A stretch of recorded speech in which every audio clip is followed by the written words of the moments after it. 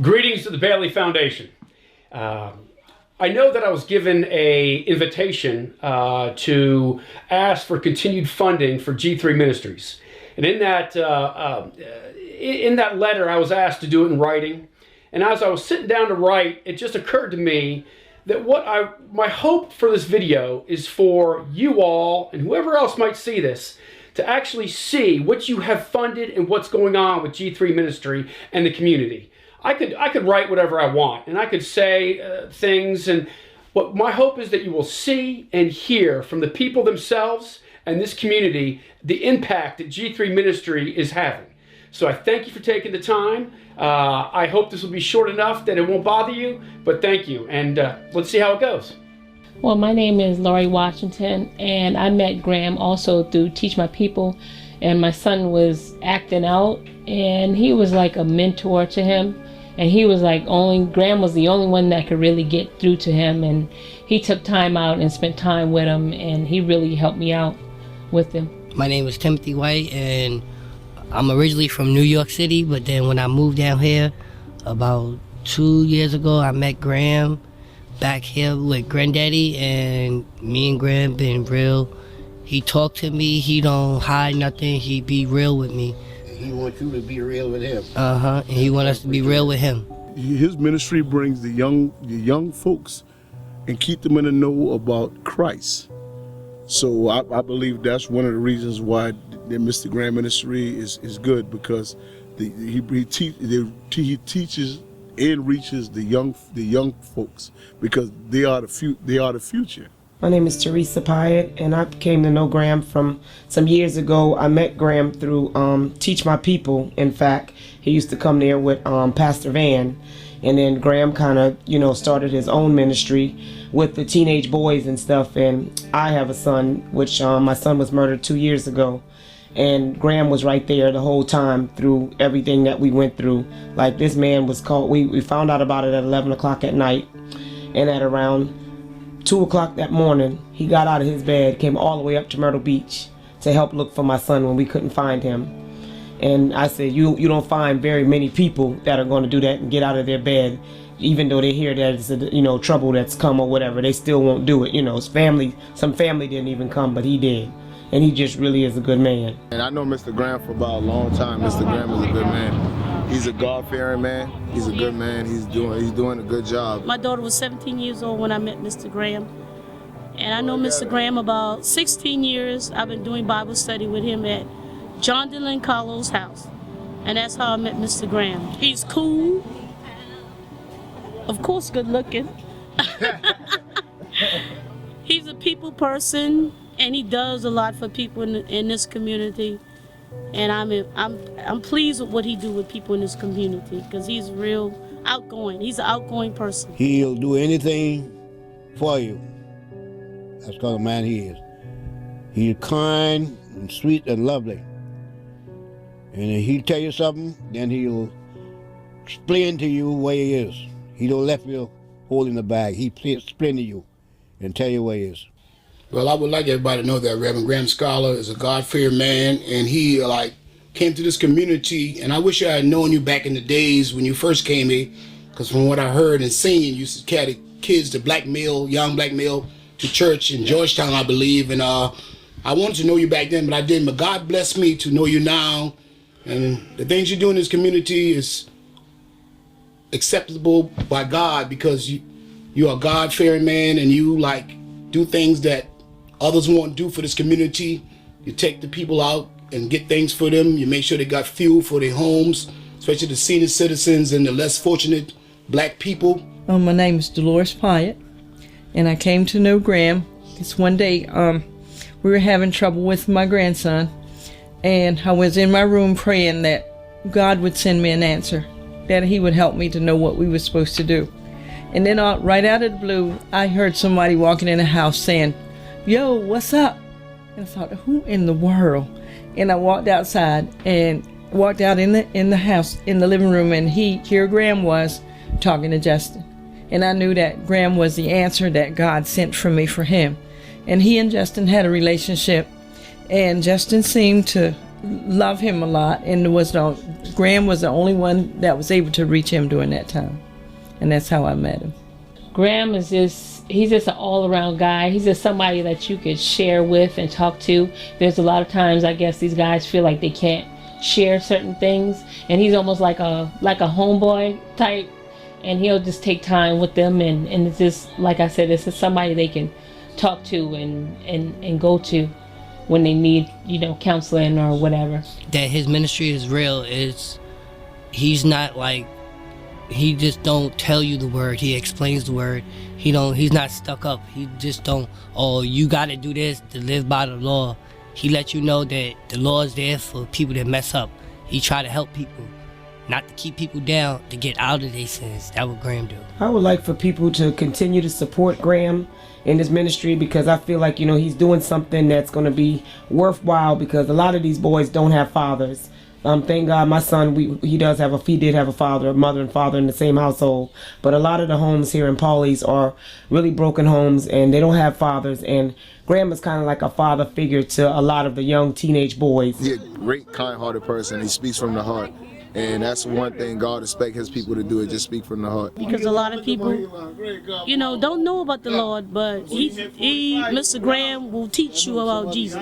Mr. Graham is for real, and he's true, and he's nice and sweet, and he's lovely. I really like being around you because you do the things that other ministers don't do. First of all, you come to my house when I'm sick all the time, especially last year when I had pneumonia. My mom was sick, my sister's sick, my dad partially sick, and my sister has cancer.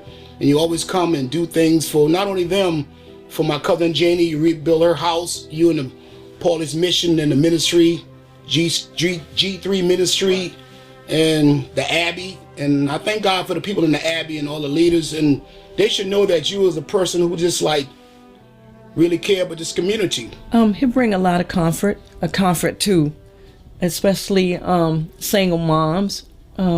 I've seen Graham go around and he prays for people. When we got trouble or anything, Graham is always the one that's the first one there. He'll hold us, he'll pray with us, and when we see him coming, we know that he's like an answer to prayer. Because I think Graham goes wherever, and I think there'll be certain times where people probably will be afraid to go where he goes, and it's like no matter the circumstance, if he gets his feelings hurt or if it's a dangerous situation or whatever, Graham will just go no matter what the situation. And I think a lot of people wouldn't take chances or feel like it's a waste of time, and he never feels like that. He'll just go. But every time I see Graham, he on the go, going to somebody, preaching, always keeping the word going, always trying to help people. I never see Graham try to put somebody down. He's trying to teach him about God. Even with Josh, my son that was murdered, he ran into Josh at the gas station, and I never forget it. In fact, he spoke at Josh's funeral, and he told a story that Josh was laid back in the car, and he said he stopped and he saw Josh at pumping gas, and he went up to him and he said, "Hey Josh, what you doing?" And Josh said, "Nothing much, Mr. Graham, just chilling or whatever." And then he said after that, he prayed for Josh, and he said he asked Josh, did he want to accept Christ?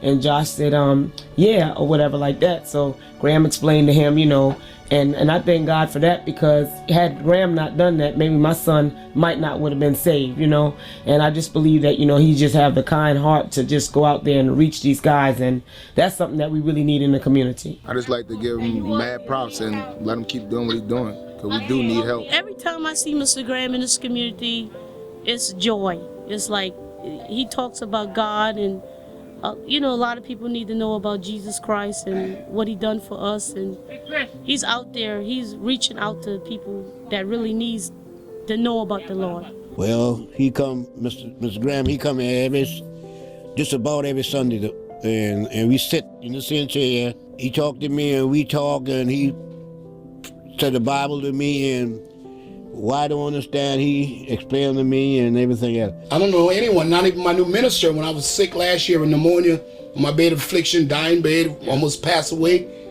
I was waiting on my minister to come through.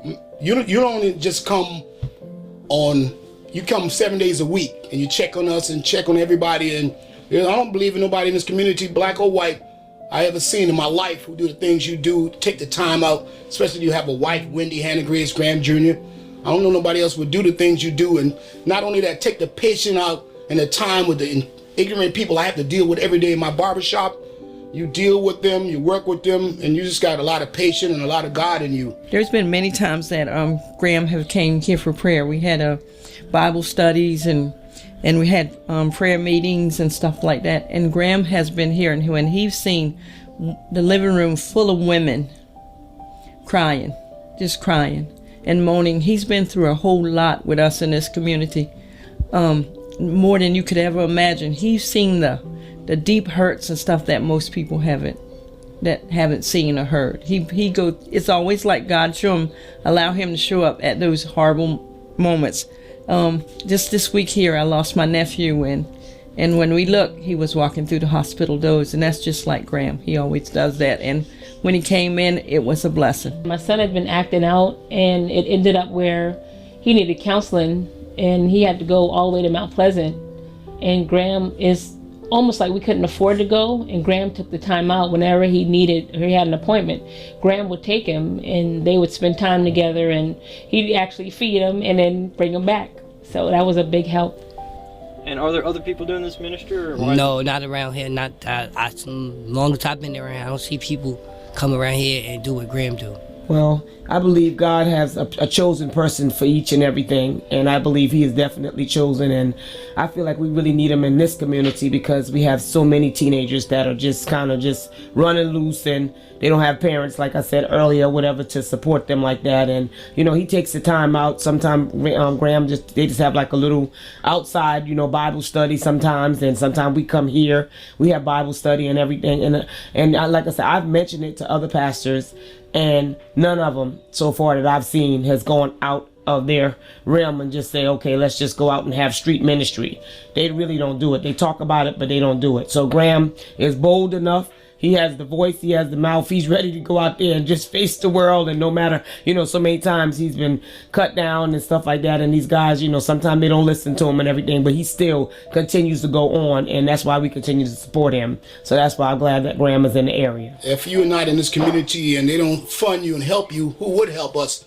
We'd be a lost people again. You really made a difference and upgrade this community. And like the black race is always stigmatized as being the worst person, but you see so much in us. You make us believe that faith is there, and everybody knows faith is the realization is what is hoped for and the evidence of things not seen, and you just make everything believable, and you make us believe that Christ is real. That Graham's just a wonderful, wonderful person, and he has a heart for other people. He have a heart for the hurting in this community. There's a lot of boys around here that don't have their dads, and it's like I said, he's somebody they can talk to or spend time with. And he's just like, for us, well, now I'm not a single mom now, but just single moms that don't know what to do when the sons are acting out, or we have a lot of crime in this area and a lot of acting out, and he's one that can, like he's a voice that can help them. A lot of time the parents, the mothers, more likely, they can't really talk to the kids, but sometimes they can call on Graham, and Graham can go right there and be like, okay, listen, your mom loves you and stuff like that, but you need to start listening and you need to start tightening up, so just sometimes you just need that man's voice, and I believe he's the voice, and we appreciate it. Because Graham's unique. He teach about stuff that I think we all need to hear about, the law versus grace, and I just think God called him for this, and he's the only one that I know, only one that I've ever met that had such a ministry as this. I really think it should continue, he's at a lot of the memorials or funerals, wherever you need him, he's there, and he's going to help any way he can. So he's definitely needed. I had the opportunity to be introduced to Mr. Schuyler by Coach Tyrone Davis. Upon meeting Graham, there were two things that were obvious: his passion for Christ and his passion for young people. And that unique set of qualities is what's made my students come to love Pastor Graham. Just watching him interact with our students, it's obvious that he cares about them, not only as athletes and not only as Christians, but as people. And the result of that is they are drawn to Graham, they love Graham, and he's been able to share the gospel with them and see lives changed. The best word I'd use to describe Graham is authentic. He loves the Lord and he loves our students, and it shows through in everything he does. I want to be able to introduce you to my friend, Coach Tyrone Davis. And I just really believe that it's very important and also awesome for everybody to know and understand how I came to meet this man. It was about 4 years ago when I was in Knoxville, Tennessee as a football team chaplain, when I thought I was being given the call to come down to Myrtle Beach and be a part of this huge, big $2 million church plant. And as that was going on, and it was so certain it was going to happen, the week that I came down to buy a house, to move my family down here, everything came crashing down like a house of cards. So what was said was going to happen didn't happen, and I was just distraught. My house in Knoxville was up for sale. We didn't know what we were going to do. So as I was coming into Pawleys Island, luckily I had my collar on, and I was just at the bottom of the barrel, and I wanted to pray. I just felt that I needed to pray, and I was driving by the high school, and not even sure why, and I saw the football lights on. And I said, I'm going to sit on the bleachers, and I'm just going to pray because I love high school football. It reminded me of my team chaplaincy, and I'm just going to sit and watch football and pray.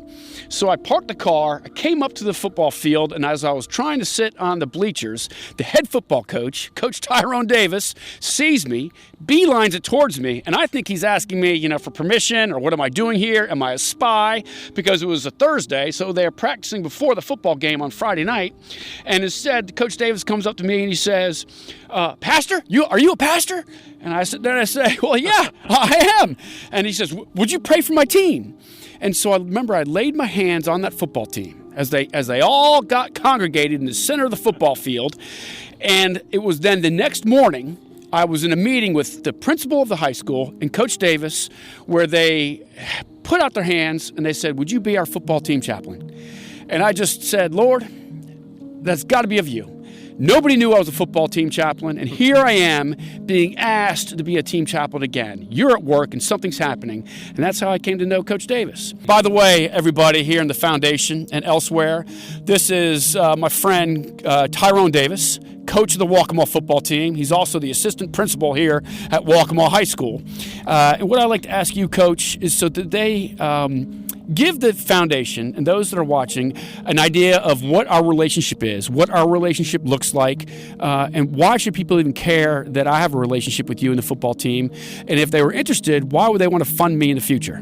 Well, Pastor, I can say this about you and what you've meant for this program and our school here. The day that we met here on the field, you've been an inspiration to me and to this team.